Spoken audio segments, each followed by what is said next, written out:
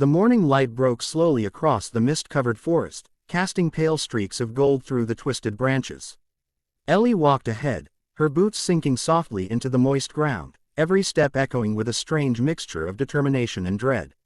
Seasoned as she was, the wilderness of the Northwest still unsettled her. It wasn't only the infected she feared now. There were things in these woods that behaved unlike anything she and Joel had encountered years ago. Behind her, Dina tightened the straps of her backpack. "How much farther?" she asked, her breath forming a faint cloud in the cold air. "Half a mile," Ellie replied. "Tommy said the old ranger station should be just past the ridge." Dina nodded, though her eyes betrayed her unease.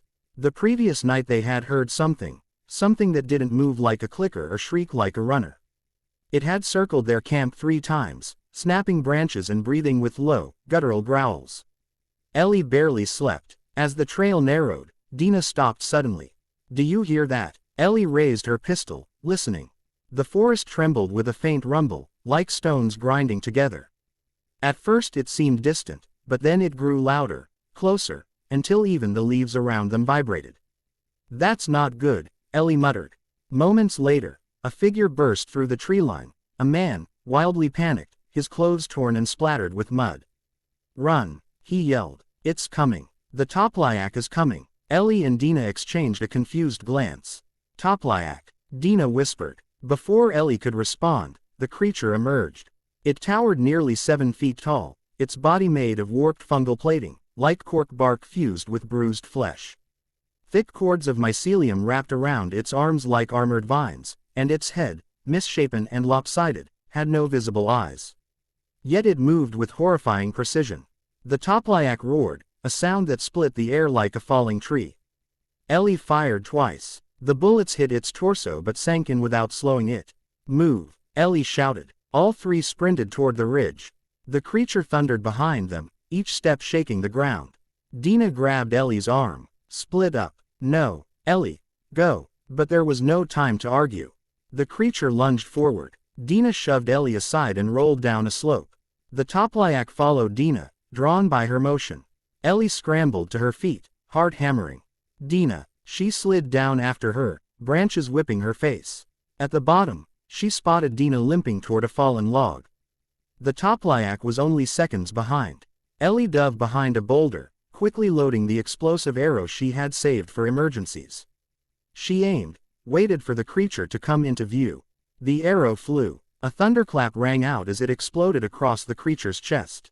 Shards of bark-like fungal armor scattered into the air. The Toplyak staggered, letting out a bellow of pain, but it didn't fall. Instead it swung blindly, uprooting a small tree and hurling it aside. "Oh, come on," Ellie growled. Dina crawled behind cover, clutching her thigh. "Ellie, this thing is new. They mutate faster now." Ellie nodded grimly. "So we kill it faster." She grabbed a Molotov from her pack, lit the rag, and hurled it as the creature lifted its head toward her. Flames engulfed its torso, illuminating the fungal plates with bright orange light. The Toplyak shrieked, this time in agony, and stumbled backward into a fallen stump. Ellie ran to Dina and helped her up. "We need to finish it before it gets up." The 2 approached cautiously. The creature writhed, arms flailing, but the fire was spreading too fast. With one final groan, the Toplyak collapsed, its body crackling as the flames consumed it.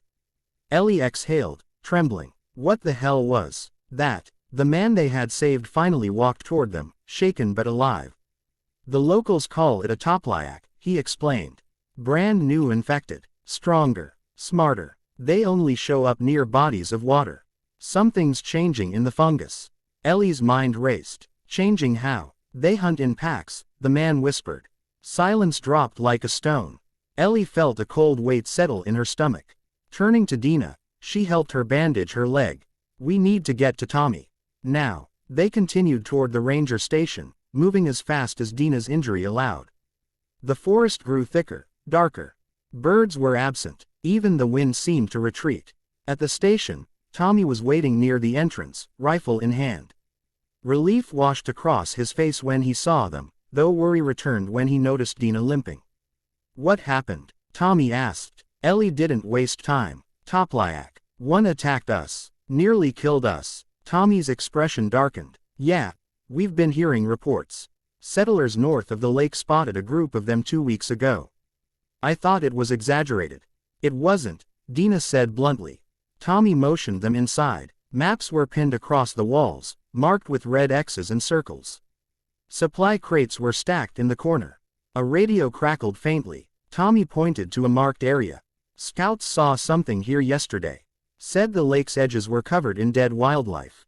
Like something was nesting. Ellie stiffened. You think the Toplyaks can multiply? I think, Tommy said slowly, we're looking at the beginning of another outbreak. One we're not prepared for. The room fell silent. Finally Ellie stepped forward, jaw clenched. Then we end it before it spreads. Tommy met her eyes. He had seen that fire before, when she marched across the country for revenge.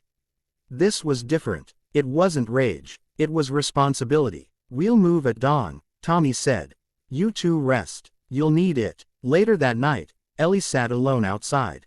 The moon hung low, reflected on the surface of the nearby lake. Ripples disturbed the water, small, deliberate. Something was moving beneath the surface. Her fingers tightened around her knife. The Toplyak wasn't alone, and tomorrow, they would face whatever waited in the darkness below.